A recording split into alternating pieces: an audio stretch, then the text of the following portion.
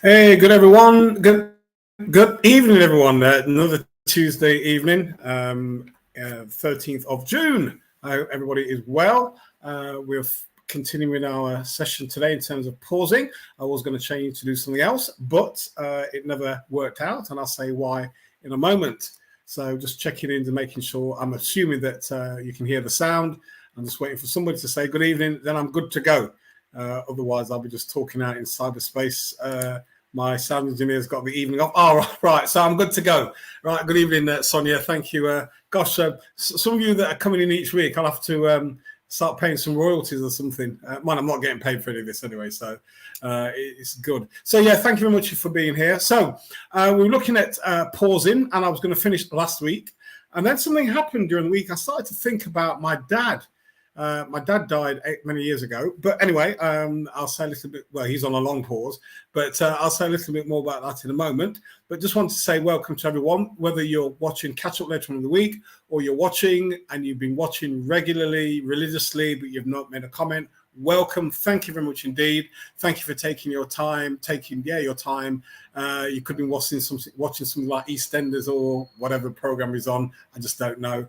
But you decided to kind of watch me for a few minutes. So if you're just kind of scrolling through, as some people are, bored scrolling through, don't run off yet. We're looking at pausing, 3 takeaways, or certainly 2 or 3 takeaways for you to look at towards the end. So hang around for a while just to see what's kind of going on.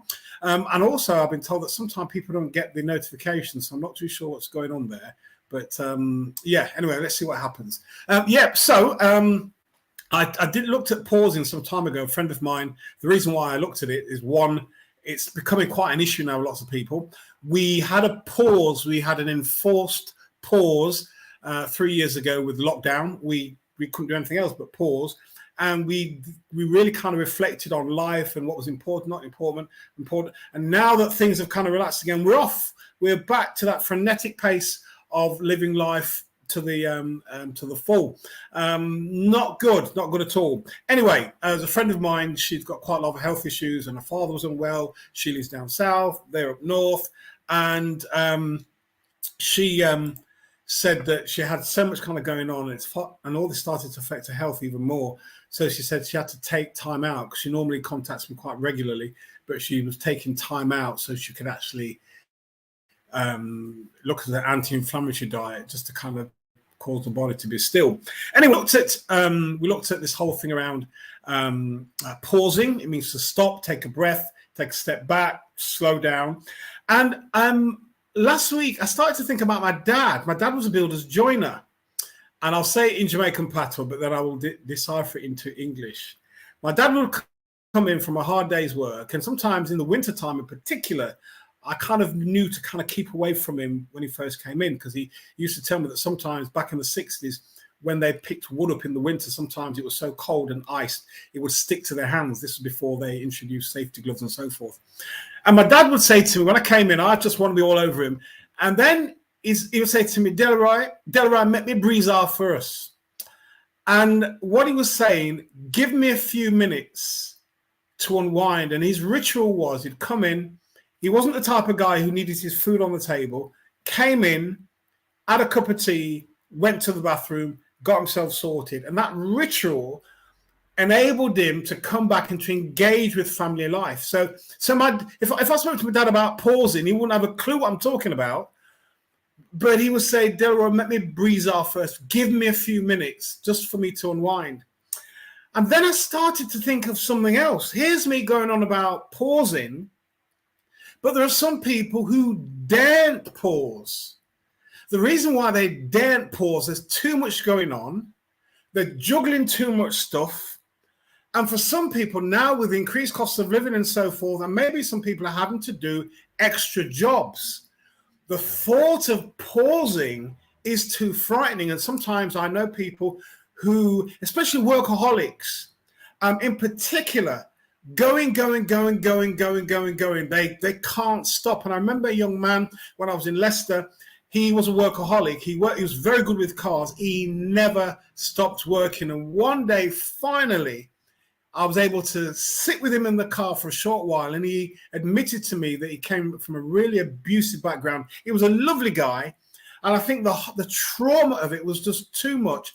And for him, it was keeping going, so he didn't remember some of the stuff he'd gone through. So sometimes people daren't take the pause because there's just too much going on. And if they stop, there's this fear that everything will crumble. What I say to individuals is this. There's two ways you stop. You either stop through a crisis, which will be more than 5 minutes, or you intentionally slow down to get your hands on the reins of your life and then start to steer them in a direction that's really important to you. So again, we're looking at pausing. If anybody's on, you want to add a comment, ask a question, please do. Good evening, Norma. Good to see you this evening. Also, just to say, on Tuesday, the 4th of July, it's going to be an open evening. So there's going to be no script. Come with your questions on the night, or you've got my email address there, delroy@delworth.com. Ask a question beforehand. Email me the question, or you can DM me on Messenger. Contact me, and then it'll give me a chance to kind of have a look. But on that night, for example, if I'm not able to answer the question, what I'll do, I'll do some work on it, and I'll make sure I post it out on Facebook and the various social platforms that I'm on. So good to see you. And if you've just joined in, really good to see you this evening. We're looking at pausing, but we're looking specifically this evening. So for some people who can't pause, they daren't pause. There's just too much going on. They're on a treadmill and they daren't get off, because if they get off, they feel that everything will fall to bits. And one of the things when I started counseling years ago, you know, all this kind of background stuff. And I remember working once with a client, and I talked about the supervision. And my supervisor said to me, Delroy, what you're doing with this person, you're kind of taking his life apart from the bottom. Think of a life as a pyramid. You don't start at the bottom. You start at the top, taking off one block at a time. It is more manageable then. But sometimes if you start from the bottom, it's just too much. Everything will collapse. So sometimes people want to pause, but they fear because they've got too much going on. So how can we kind of develop this habit of pausing then? So you realize you have to pause.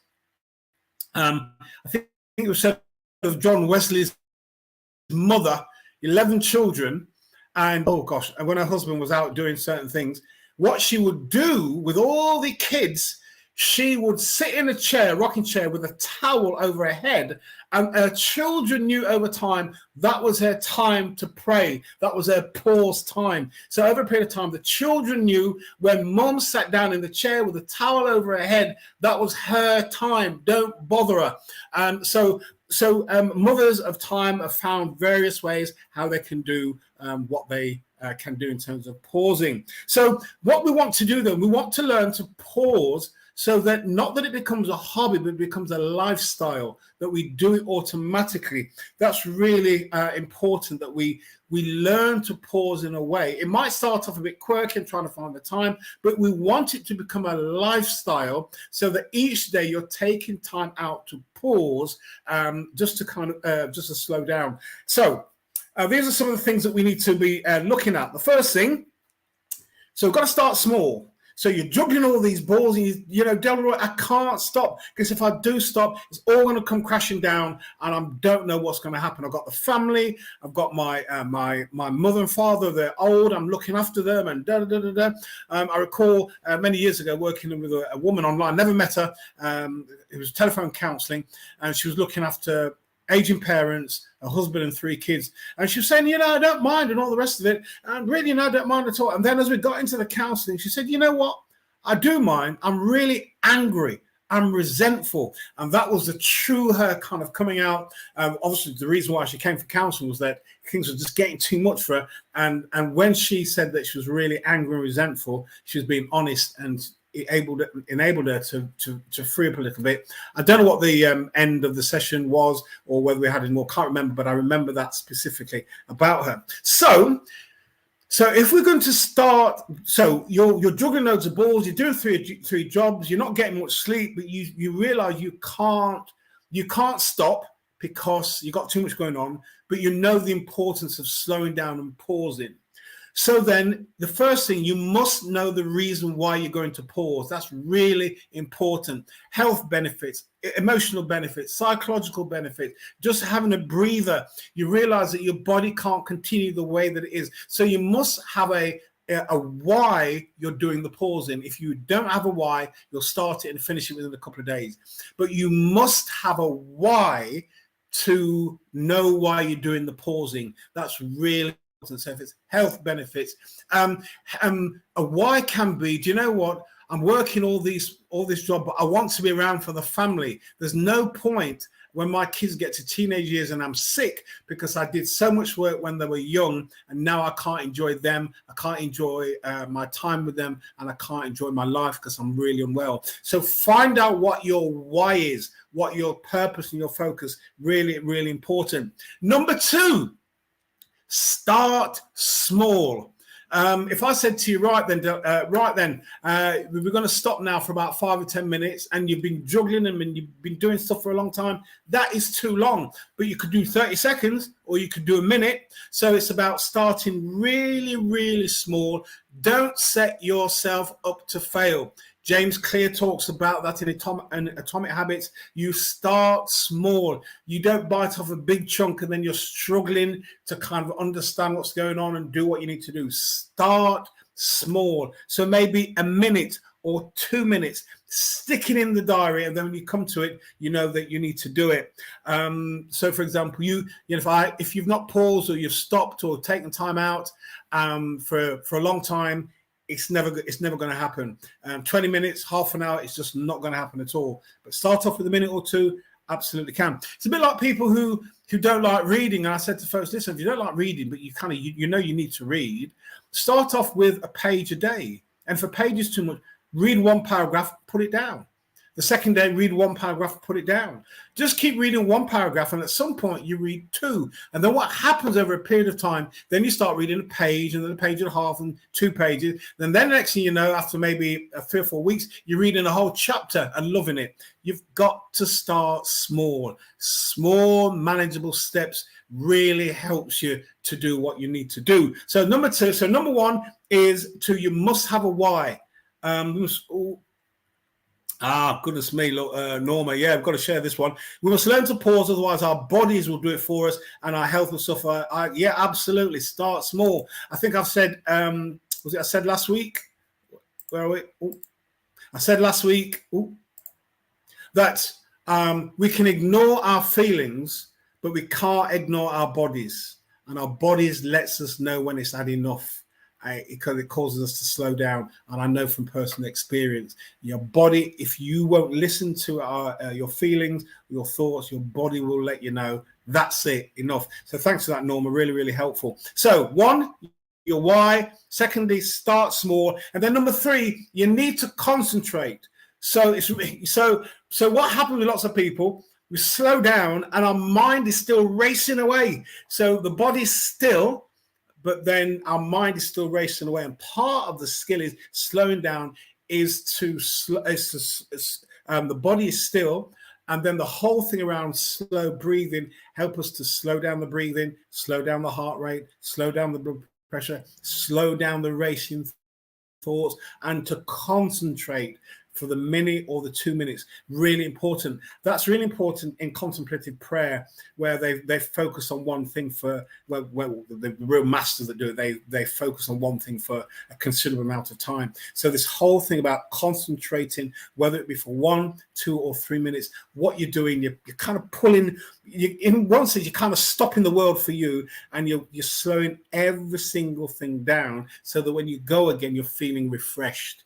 So the whole thing about your body being still, slowing down the breathing, box breathing is absolutely really important. Slow everything down. So that's really important. Number 3. Number 4 is consistency. You know, it's a bit like by some people, you don't get fit by going to the gym once and then you don't go again for another 3 or 4 months. It doesn't happen.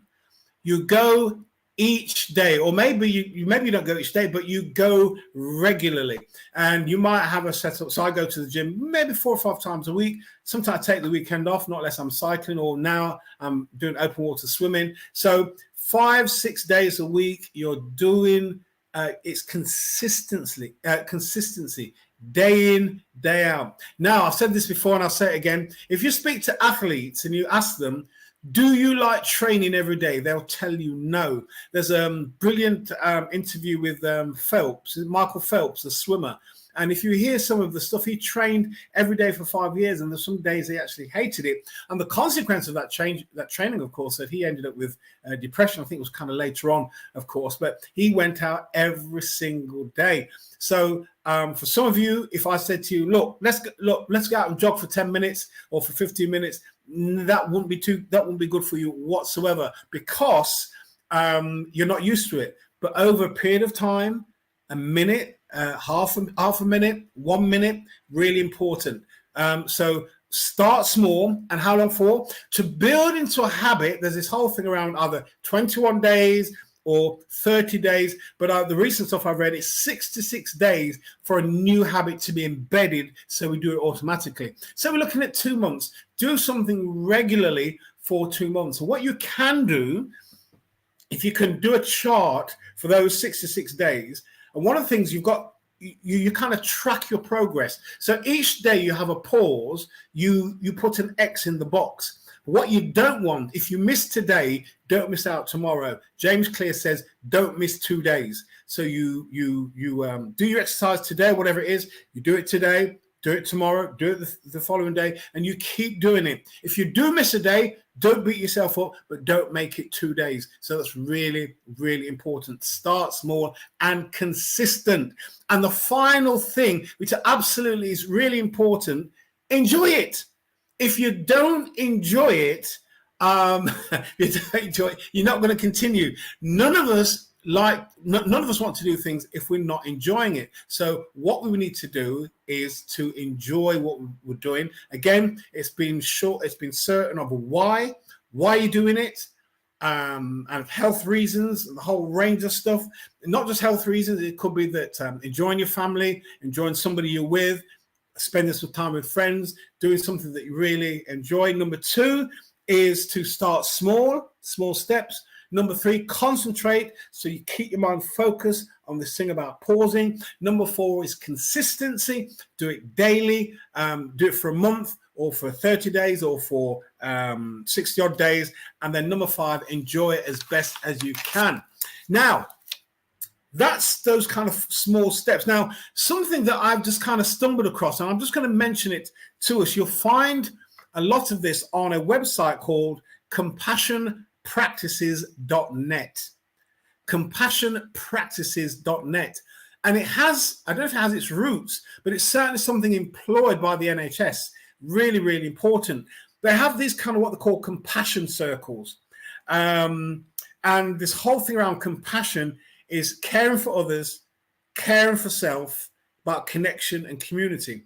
So they've got four strategies. They've got a 60-minute compassion circle, 20-minute care space, a 10-minute pause space, and a 5-minute me space. So, certainly the NHS, and I guess other companies are now doing it or thinking of doing it. They know their workforce is under pressure. So they're not expecting the workforce to do this stuff in their hours. But during the day at work, they take time out. In other words, production stops. Good evening, Jenny. Really good to see you this evening. And if anybody else has joined later on, really good to see you. And if you're going to be watching later on in the week, thank you for taking the time out. I hope you're getting something useful from this. Hopefully you would have got a pen, paper just to write down some ideas in terms of what we've been sharing. So this something kind of compassion circles. So the website again is called compassionpractices.net, and it's an organization, it's an organization that have introduced in the workspace, in the work time, periods of pausing. So there's 4 categories: 60 minutes, a compassionate circle; 20 minutes is the care space; number 3 is 10 minutes is the pause space, and the 5 minutes is the me space. And I want to talk about the 5 minutes, and maybe I want to leave us with a challenge. So for the 5 minutes, You stop. So you want to get your timer on your thing and your phone. Put your phone on flight only. And in fact, one of the places where I work, they've got a well-being room, kind of a place that's kitchened out where people can go and sit and just take some time out if they need it. So really, really important. If there's nothing like that at your workplace, it might be good that you think about asking the powers that be. If there's a prayer room, there's nothing wrong with asking for a space for well-being in terms of compassion circle. That's really, really important. So I just want to talk about the me space, and then I'm going to finish. So the me space, 5 minutes, you stop and you connect with yourself. I was talking to somebody not too long ago about being authentic, and she was talking about this whole thing about self-abandonment. It's almost though when we're not authentic, we're living to please other people, that we abandon ourselves, and we abandon ourselves to our peril. So this whole thing about being still and connecting with yourself, what you're feeling, how things might be happening in your body, reflecting on maybe something that's happened a little while back in the workplace and you've not been able to process it, but the 5 minutes give you the opportunity to take some time out to pause. So you stop, connect with yourself, and this is the question that you need to ask yourself, and it's really important. We can't do it on the hoof, and one of the things I'm learning more and more, that I can give loads of advice, but what's really important is what you gain, what comes from within you as you're given the time and space. If you want to do any more work on this, Nancy Klein, the thinking environment, Nancy Klein, those of you that are coaches and counselors, she says that the reason why people make poor decisions, that they don't give their thinking the time and space to kind of percolate. So her way that she works is really important. She doesn't give the coaches advice or options. She said the answer is within them, and they need to have that space be created so the answer, whatever it might be, emerges from them. So stop, connect with yourself, and you ask this question: what does caring for me look like? And sometimes if you ask that question to people, they kind of flummox a bit. That's a question you ask yourself, but you need to be quiet to hear yourself. What does self-care look like for me? What's important for me? And that's a question that you wrestle with, not wrestle with, but you muse on in that 5 minutes. What does self-care look like for me? People will give you loads of ideas, loads of options, but what does it mean for me? What does it look like? What does it look like for me, Delroy? And then the things, of course, and the other question is, I think it's a fantastic question. How might I be wise, kind, and compassionate to myself in the future? We don't often ask those questions, but it's a really important question. I'm going to say those two questions again. I think it's really good. I spoke about having the takeaways. The takeaway, of course, is the 5 steps to starting to pause. So you stop. You obviously must stop. You must have a why. You start small. You concentrate, consistency, and then enjoy it. And now these 2 questions, when you have your pause moments, and it could be that you have 2 pause moments a day, one in the morning, or one at lunchtime, or one before you go to bed, or better still, you could have one in the morning before you get to work, midday in your car, and then last thing at night. I was, in fact, when I was thinking about pausing, I remember a couple, they had, I think they had 3 or 4 children, and when they wanted to talk serious stuff, they wouldn't talk in the house. They'd go in the car on the road, and they would sit in the car for hours just talking. They did that for years, and the children knew this was mum and dad's time. So families and people, they create different ways how they can get that kind of pause time. So 2 questions again, really, really important. As you're doing your pause time, what does caring, you ask yourself the question, what does caring for myself look like? Or what does caring mean to me, self-care mean to me? What does self-care mean to me? So muse on that. And then the second question is, how might I be wise, kind, and compassionate to myself in the future? sometimes the reason why we don't want to be still, to pause, because we fear looking at ourselves. And I use the words of Susan David, the psychologist, when she talks about dealing with difficulties. She talks about embrace the monster. Don't run away. Don't deny. There's bits of you that you're really fearful about, you don't want to look at. But she says, embrace the monster, because it's by embracing the monster is the place where we grow. The bits of our lives that we don't like so much, but if we embrace them, that's where we're going to grow. So I think that's a fantastic question. How might I be wise, kind, and compassionate to myself in the future? Now, of course, this is the rub. When you get the ideas, you cannot live now as if you don't know. Once you know the truth, and you will know it's the truth, decisions you need to make, you then have to do something about it. You can't carry on as if you don't know. Anyway, that's me done for this evening. For pausing, that's really important. The takeaways, there's five stages. You must know your why. Start small, concentrate,